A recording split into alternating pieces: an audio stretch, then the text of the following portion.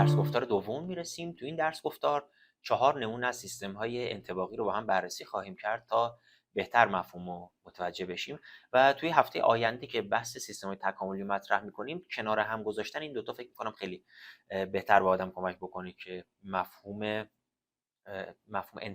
انطباقی بودن یک سیستم و تکاملی بودن یک سیستم رو بفهمیم و ببینیم که چقدر بعضی جا اینا در واقع در هم تنیدن و اینقدر با همن. نمونه خاصش مثلا در وقت درباره سیستم ایمنی بدن داریم صحبت میکنیم که من اینجا یه اشاره کلی بهش میکنم توی این درس گفتار، ولی توی جلسه آینده مفصل‌تر با جزئیات بررسیش خواهم کرد. کنار هم دیدن این دوتا خیلی به نظرم روشنگر و جالب خواهد بود و این مسئله در کنار در واقع الهامگیری هایی که از این مسئله شده بر توی حل کردن مسائل در واقع علوم کامپیوتر به ما نشون میده که چجوری ما نگاهمون وقتی به عنوان ابزاری داریم الگو برداری میکنیم این دوتا رو از هم تفکیک میکنیم و چقدر در طبیعت اینا در هم تنیده است و اون وقت معلوم میشه چقدر خطای بزرگیه که اگه بخوایم مثلا فرض کنیم سیستم تکاملی رو با کمک مثلا الگوریتم ژنتیک بخوایم بفهمیم.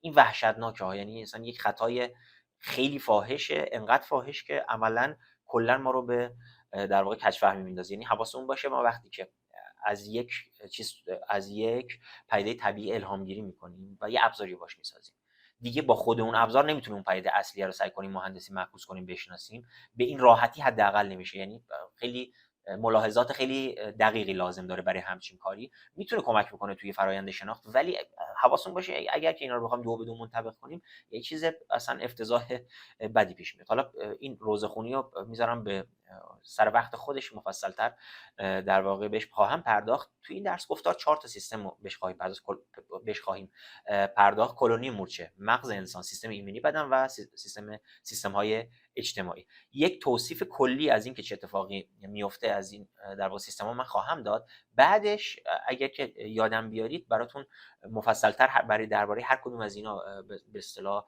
مطالبی خواهم گذاشت توی گروه و اگر که لازم بود بیشتر وارد جزئیات مسئله بشیم میتونید یادم بیارید توی در واقع بحث رفع اشکال آخر ماه مفصل‌تر به هر کدوم از اینا بپردازم.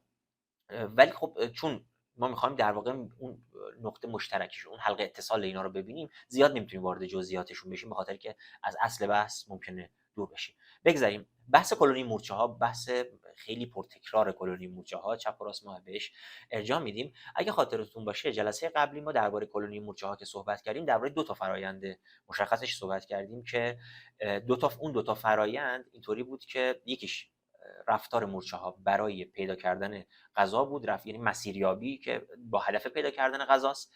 یک بحث دیگهش بود تقسیم کار توی یک کلونی مورچه بود و درباره مورچه های رد هاروستر داشتیم صحبت می‌کردیم به طور مشخص، چون که همونطور که میدونید بیش از 30,000 گونه مورچه مختلف در واقع نامگذاری شده داریم که تخمین میزنن عدد کلیش یه چیزی بیش از 100,000 تا گونه باشه و اصلا ما عملا نمیتونیم انقدر به این راحتی درباره مورچه ها صحبت کنیم. ما در واقع در یک مدل خیلی ساده شده انتزاعی شده از مورچه رو داریم مد نظر قرار میدیم، در صورتی که مورچه های واقعی انقدر پیچیده هستن که داستان ها دارن صحبت کردن دربارهشون. بگذاریم درباره بحث در واقع اون مورچه هایی، اگه فرض کنیم مورچه هایی که برای چیز رفتن، برای پیدا کردن غذا از کلونی خارج شدن و دارن مسیریابی میکنن، فرض کنیم که ما کل اینا رو یک سیستم در نظر بگیریم و اینم بگم ما وقتی درباره مورچه ها صحبت میکنیم میتونیم اون سیستم کلیمون رو به شیوه‌های متفاوتی تعریف بکنیم. یعنی ما میتونیم مثلا کل مورچه های کلونی، چه اونا که داخلش حضور دارن چه اونا که بیرونش حضور دارن، اینا رو یه سیستم بگیریم. میتونیم اونایی که رفتن یه کار مشخصی انجام بدن یه سیستم در نظر بگیریم. میتونیم اونایی که فقط بیرون هستن مثلا یه سیستم در نظر بگیریم. میتونیم اونایی که فقط داخل هستن در نظر بگیریم و شیوه‌های متعددی وجود داره. ولی بستگی داره چی رو بخوایم تو اون سیستم، توی اون پدیده مطالعه بکنیم. الان مثلا اون مورچه هایی که رفتن بیرون از کلونی میخوان در واقع غذا پیدا کنن و الان فعلا علی حساب به عنوان یه سیستم در نظر میگیریم. خب ما یه سیستم داریم که عناصرش مورچه ها هستن. خب روابطش چی هستن؟ روابطش این پیام هایی که اینا با هم مخابره میکنن، پیام شیمیایی. خب اینا چطوری داستانشون؟ همونطور که توی جلسه قبلی دربارش صحبت کردیم اینا اینطوری هستن که توی مسیرهای تصادفی اینا حرکت میکنن. خب و تو این مسیرها فرومون به جا میذارن. وقتی که فرومون به جا گذاشتن، هر تراکم فرومون توی هر جا بیشتر باشه، اینطوری هست که احتمال گذشتن از اون مسیر بالاتر میره توسط مورچه‌های دیگه.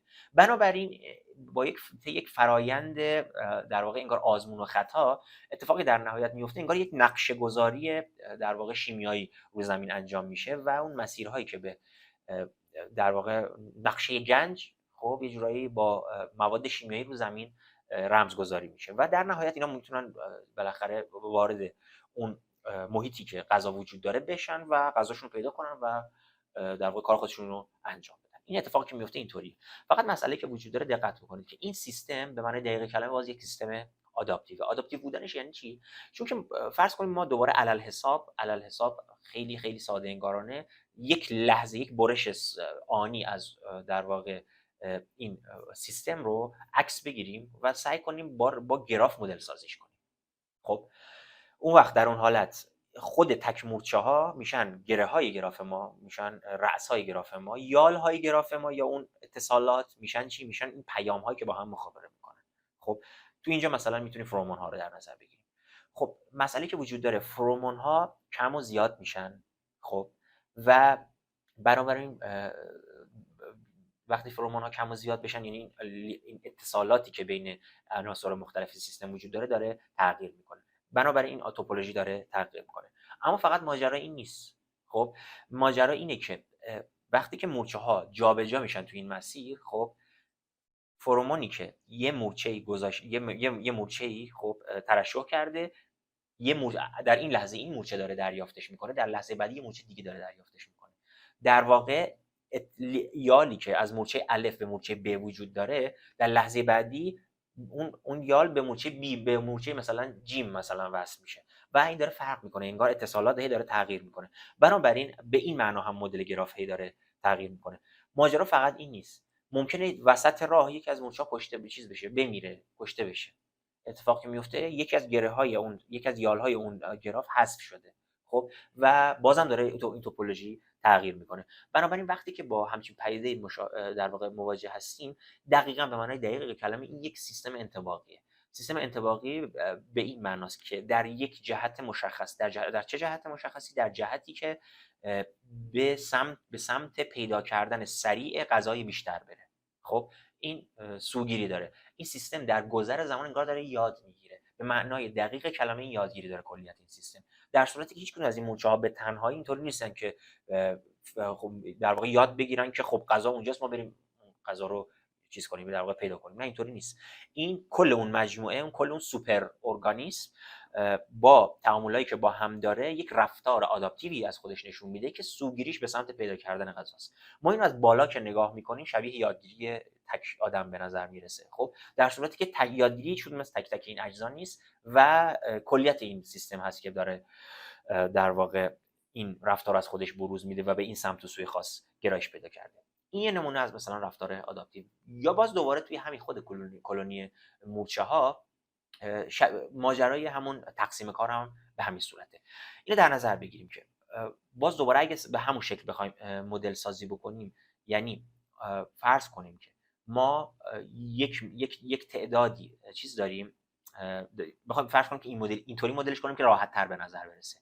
فرض کنیم که 4 تا وظیفه مشخص داریم. خب و این وظایف مشخص اینطوری که مورچه هایی که یک وظیفه خاصی دارن، خب توی یک خوشه از یک گراف قرار میگیرن، یعنی کل سیستم ها یک گرافه. خب اینا یه سری خوشه ها هستن که اینا بیشتر با هم اتصال دارن، اتصالای درونی محکمی دارن با هم. این 4 تا خوشه کلی داریم، بعد این بین هر دو تا خوشه هم اتصال هست ولی نه خیلی زیاد، کمتره، تراکمش پایین‌تره. تبدیل میشه به مثلا هر خوشه مثلا فرض کنیم 100 تا دونه رأس داره. خب که اینا با هم خیلی در هم تنیدن، تراکم بالایی دارن ولی بین اینا تراکم خیلی کمتره. اگه اینطوری نگاه بکنیم و هر کدوم از این خوشه ها مربوط بشه به یکی از وظایف مشخصه مورچه‌ها تو این کلونی، خب آداپتیو بودن این سیستم چطوری میشه در واقع فهمیدش؟ اینطوری که بعضی وقتا یه سری از مورچه‌ها از این خوشه میان به سمت این خوشه پایینی، وظیفه‌شون رو تغییر دادن تو اون کلونی، بنابراین توپولوژی تغییر کرده. یا مثلا اتفاقی که میفته اینه که پراکنده ممکنه بشن مثلا مورچه‌های جنگجو. خب خب و اتصالات درون خوشه‌ایشون هم با هم مثلا کمتر بشه، یا به هر شکل دیگه ای. به هر حال این توپولوژی این سیستم این در لحظه مدام هی در حال تغییر بر اساس وضعیتی که اون کلونی در محیط خودش داره. این توپولوژی این کلونی هی در لحظه به روز رسانی میشه و به سمت و سوی خاصی گرایش پیدا میکنه. باز دوباره این از بالا که ما نگاه میکنیم به نظر میاد که یک در واقع سوپر ارگانیسمی داریم، همه اینا انگار یک بدن هستن و این بدنه داره رفتار خودش رو در یک جهت خاصی سازماندهی میکنه. خب در صورتی که هیچ کدوم از اینا به تنهایی نمیدونن دارن چیکار میکنن، که اصلا مفهوم دانستنی در اینا وجود نداره. اینا هر کدومشون دارن یه نقشی ایفا میکنن، ولی از تعامل اینها کنار هم در سطح بالاتر به نظر میاد کلیتشون یه رفتار مشخصی داره و کلیت این سیستم، کلیت اون سوپر ارگانیسم شبیه چی به نظر میرسه؟ شبیه یک آدمی که داره یاد میگیره. و بنابراین به این معنا باز دوباره این هم یک نوعی از یادگیری، یک نوع رفتار انطباقی که به سمت و سوی خاصی داره حرکت میکنه، که همون چیزی هست که ما از یادگیری مراد میکنیم. پس اینم باز فکر میکنم یه بحث جالب باشه تو کلونی مورچه ها، یا مثلا توی مغز انسان. خب اصلا خود یادگیری به معنای واقعیش رو در نظر بگیریم. خود مغز انسان یک سیستم آداپتیوه. سیستم آداپتیو به چه معنا؟ باز دوباره اگر که ما نورون ها و اتصالات بین اینها رو خب شبیه رأس و یال بگیریم، خب اینا مدام دارن تغییر میکنن دیگه. این نورون با اون نورون اتصال برقرار میکنه، بعد اتصالش با این در واقع ملغا میشه، با یک شکل دیگه اتصال برقرار میکنه. این مدام در لحظه در واقع در حال تغییره و شیوه های متفاوتی که این نورون ها به هم اتصال پیدا میکنن الگوهای شلیک نورونی رو در واقع ممکن میکنه، اون همبستگی رو بین اینا در واقع ممکن میکنه، شیوه انتقال پیامی رو بین اینها ممکن میکنه که یک نمود چیز برای ما داره، یک نمود ذهنی برای ما میتونه داشته باشه. خب اتفاقی که میفته یادگیری هم دقیقاً همین. یادگیری به معنای دقیق کلمه ما هم دقیقاً همینه. یعنی چی؟ یعنی این سیستم ما خب باز دوباره توی یک فرآیند تکراری یک چیزی رو انجام میده، یک رفتاری نشون میده. خب این رفتار یک پیامدی داره، اون پیامد با یک وضعیت مطلوبی سنجیده میشه. خب بعد این رفتار چیز میشه، این رفتار تغییر پیدا میکنه. خب این ساختار تغییر پیدا میکنه، این ساختار یک دوباره نتیجه رو بروز میده، این نتیجه دوباره با حالت مطلوب چیز میشه، چی میگن، سنجیده میشه. این هی خودش رو تغییر میده تا یک الگوی خاصی شکل بگیره. ما مثلا وقتی که انجام یک کار خاصی رو یاد میگیریم دقیقاً همین اتفاق داره داخل مغزمون میفته و یه سری الگوهای شلیک نورونی انگار تثبیت میشه توی مغز ما. حالا وارد بحث نوروساینسش نشم، من خیلی کاریکاتوروار گفتم این بحثو. در آینده اگر بخوایم به طور مشخص‌تر درباره مغز صحبت کنیم خیلی بهتر میتونیم صحبت کنیم، ولی کلیتش همینه. یعنی اینم باز دوباره یک توپولوژی هست که همواره در حال تغییره و این توپولوژی که همواره در حال تغییره میتونه به سمت و سوی خاصی گرایش پیدا بکنه که یک کارکرد خاص رو برای ما ممکن بکنه ما به اون حالت میگیم یادگیری. پس مغز انسان هم یک نمونه خیلی جالبی از همین ماجراست. خب یا مثلا نمونه دیگه‌ای که میتونیم مثال بزنیم سیستم ایمنی بدن ماست. خب سیستم ایمنی بدن ما هم در واقع همین یک نوعی از همین ساختار آداپتیو داره و اینطوری هست که از پیش مشخص از پیش که برای تمام عوامل بیماریزایی که هنوز خیلیاشون تکامل پیدا نکردن که ما بدنمون آمادگی برای مقابله نداره. خب بنابراین چه اتفاقی میفته؟ این توی یک فرایند در واقع تکراری که این یکی با یک تکامل توی یک سطحی انگار چیز داره، همپوشانی داره، این میاد در واقع ساختار خودش این سیستم ایمنی آداپته میکنه، تغییر میده که واکنش مناسب رو نسبت به اون عامل خارجی انجام بده. وقتی که این کارو در واقع انجام داد انگار یک به سمت و سوی خاصی که سمت و سوی خاص واکنش مناسب نشون دادن به فلان در واقع عوامل خارجی هست، در اون سمت بهینه میشه و انگار بدن ما یاد گرفته که چیز کنه، به فلان مثلا باکتری یا ویروس خاص یک واکنش مناسب رو انجام بده. این بحث رو همینطور که گفتم من اینجا در حد یه اشاره فقط بازش میکنم، توی جلسه بعدی من اینو مفصل بازش خواهم کرد که اصلا چه جوری کار میکنه و خیلی بحث جالبیه، چون به بحث سیستم‌های تکاملی هم ربط پیدا میکنه. اجازه بدید اونجا مفصل دربارش صحبت کنم.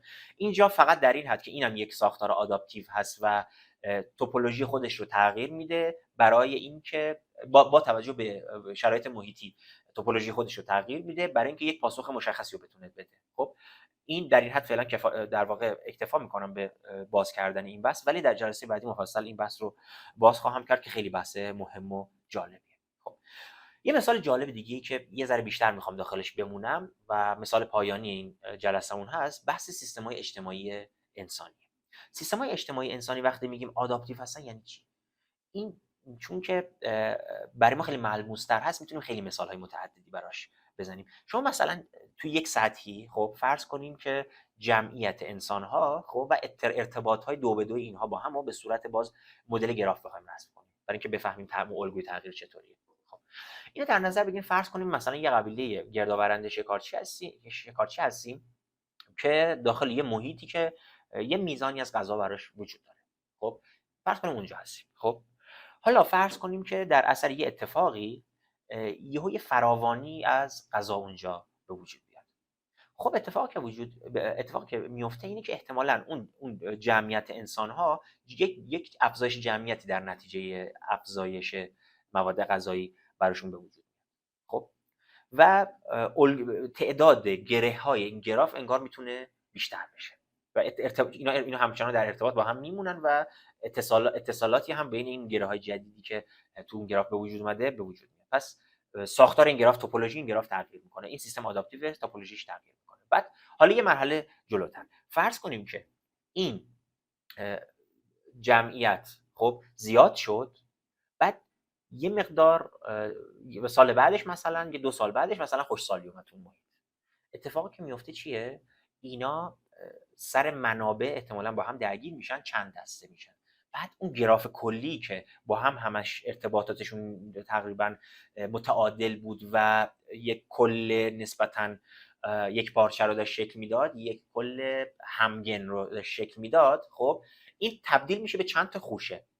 یعنی چی؟ یعنی مثلا یه قبیله از دل این در میاد میره اونور، یه قبیله میره اونور، یه قبیله میره اینور، یه قبیله میره، مثلا 4 تا قبیله میشن. خب اینا اتصالاتشون با قبیله‌های دیگه خیلی خیلی کمه، خیلی تونکه، ولی اتصالات درونشون خیلی محکمه. خب انگار یه گرافی که کلش یه گراف همگن بود تبدیل میشه به 4 تا زیر گرافی که اتصالات اینا خیلی با هم کمه. خب و این یه تغییر. بعد ممکنه مثلا اینا با هم بجنگن. خب این قبیله‌ها با هم بجنگن و مثلا یه قبیله بره یه قبیله دیگه رو از بین ببره. اون 4 تا خوشه میشه 3 تا خوشه. خب بعد مثلا اون قبیله که شکست خورده یه تعداد از افرادش، مثلا فرض کنیم زن و بچه‌هاش که باقی میمونن، مثلا همین مردانش فرض کنیم خیلی وحشیانه همه مردانشون رو میکشن، زن و بچه‌هاشون رو به اسارت میگیرن. بعد خب اون باقی مونده اون خوشه داخل یک گراف دیگه، داخل یک در واقع سیستم دیگه حل شده. خب باز دوباره تغییر کرده. سیستم‌های اجتماعی به این معنا هی دارن تغییر میکنن، هی دارن تغییر میکنن.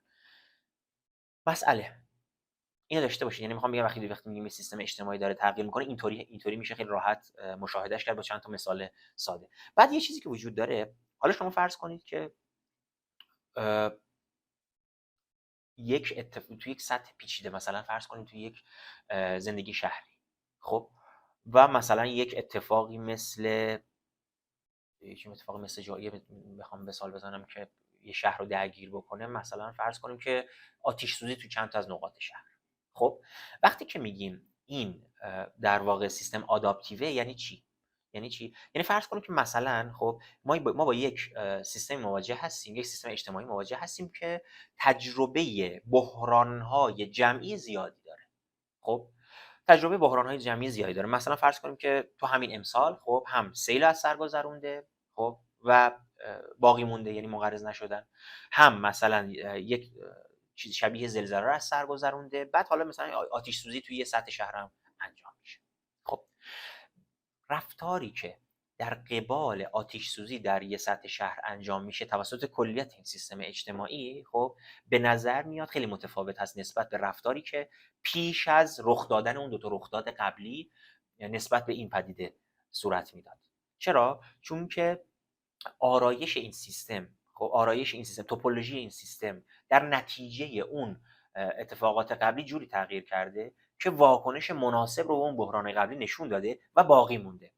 خب و پیامد اون بحران‌های قبلی که در واقع بهینه شدن بهینه شدن نه، حرکت کردن توپولوژی این سیستم به سمت واکنش مناسب هست، این داخل سیستم باقی مونده. خب و بنابراین مثلا یک فاجعه این مدلی بار دوم واکنش خیلی بهینه تری و احتمالاً میتونم نباشه طبیعتا واکنش متفاوت و احتمالاً بهینه تری نسبت به بار اول در واقع بروز میده. بار سوم نسبت به بار دوم احتمالاً واکنش بهینه تری رو بروز میده و یه جورایی انگار بدون اینکه تک تک اجزای این سیستم اجتماعی درباره اون مسئله کلی خودآگاه باشن، ارتباطشون رو نسبت به همدیگه جوری تنظیم میکنن، تعاملات اجتماعی، ساختارهای نهادیشون حتی نمود فرهنگی هم میتونه داشته باشه، یعنی عناصر فرهنگیشون اینا جوری تغییر میکنن، جوری بهینه میشن که نسبت به اون اتفاقی که پرتکرار هست واکنش بهتری رو صورت بدن. مثلا چی؟ مثلا یه نمونهش شما دقت بکنید که مثلا خیلی از الگوهای فرهنگی مثلا مثل شعر، مثل اسطوره، مثل تعلیماتی که توی سطح فرهنگ وجود داره، خب توی یک محیط خاص، توی یک مکان خاص به یه شکلی هست که کاملا با زیست روزمرهشون در تماسه. خب چرا این اتفاق افتاده؟ در واقع چه اتفاقی افتاده؟ یک سیستم آداپتیویه که با یک شرایط محیطی دست و پنجه نرم میکنه و این کلیت این سیستم باید یک واکنش مناسب رو نسبت به اون محرک محیطی انجام بده برای اینکه این سیستم بتونه تداوم پیدا کنه، خودش رو باز تولید کنه. بنابراین الگوهای نهادیش، مثلا فرض کن شیوه سازماندهی اجتماعیش رو یه جوری در طول زمان در واقع شکل میده که نسبت به اون اتفاقی که ممکنه براش رخ بده در واقع واکنش مناسبی باشه، بهتر بتونه پاسخ بده. بعد پیامد جانبی داره این ساختار نهادی. این توی سطح فرهنگی، توی بحث در واقع مثلا ادبیات، شعر، اسطوره، خب عناصر فرهنگی رو تولید میکنه که پشتیبانی کنه از این ماجرا و هی اینو باز تولید بکنه. و توی سیستم‌های اجتماعی خیلی این آداپتیو بودن رو خیلی بهتر و جالبتر میشه مطالعه کرد. نمونه اگه بخوام مثلا معرفی بکنم و یادم بیارید من چند تا نمونه از این بحث معرفی بکنم، بس مثلا اینکه چرا خب فلان نهاد اجتماعی توی فلان جا به اون شکل خاص مثلا در اومده. خب چرا مثلا مفهوم تجارت توی جایی که امروز ما بهش میگیم ایران به این شکل در اومده؟ چرا مثلا الگوی در واقع توسعه جمعیت خب توی بعضی از مکانها اینجوریه که یه جمعیت متمرکزی یهو حمله ور میشن بقیه جاها رو میگیرن، بعضی جاها نه اینطوری نیستن، جمعیت پراکنده است، آروم آروم پخش میشن. چرا اینطوریه؟ اینا همش مربوط میشه به همین رفتارهای، شیوه‌های متفاوتی از رفتار آداپتیوی که سیستم‌های اجتماعی از خودشون نشون میدن. و یادم بیارید من درباره این بحث میتونم در واقع مطالب متعددی رو در اختیارتون قرار بدم، فکر کنم خیلی جالب باشه. بیشتر از این من سرتون رو درد نمیارم برای اینکه درس گفتار اگه از یه حدی طولانی تر بشه به نظر میاد کارکرد اصلیش که در واقع مختصر و مفید و موجز بودن حول محور اصلی هست و از دست بده. این مباحثی که گفتم و مد نظر قرار بدید. اگر که ابهامی بود یا سوالی بود توی گروه حتما برای من بنویسید که در واقع اون بحث رفع اشکال پایان ماهمون بتونیم لحاظش بکنیم. و یادم بیارید در واقع منابع تکمیلی رو هم درباره این مباحثی که گفتم در اختیارتون قرار خواهم داد. حتما دیگه بیشتر از این سرتون رو من درد نمیارم. امیدوارم که این جلسه براتون به اندازه کافی پربار باشه و در واقع ابهاماتی رو تونسته باشم رفع بکنم. در ادامه توی جلسه بعدی درباره سیستم‌های تکاملی صحبت خواهم کرد و جلسه پایانی هم درباره مفهوم کو اِوولوشن یا هم تکاملی صحبت خواهم کرد و فکر می‌کنم خیلی در واقع بحث‌های جالبی باشه که در آینده بهش خواهیم پرداخت. بیشتر از این سرتون رو درد نیارم. امیدوارم که شاد و پیروز و موفق باشین و خدا نگهدار.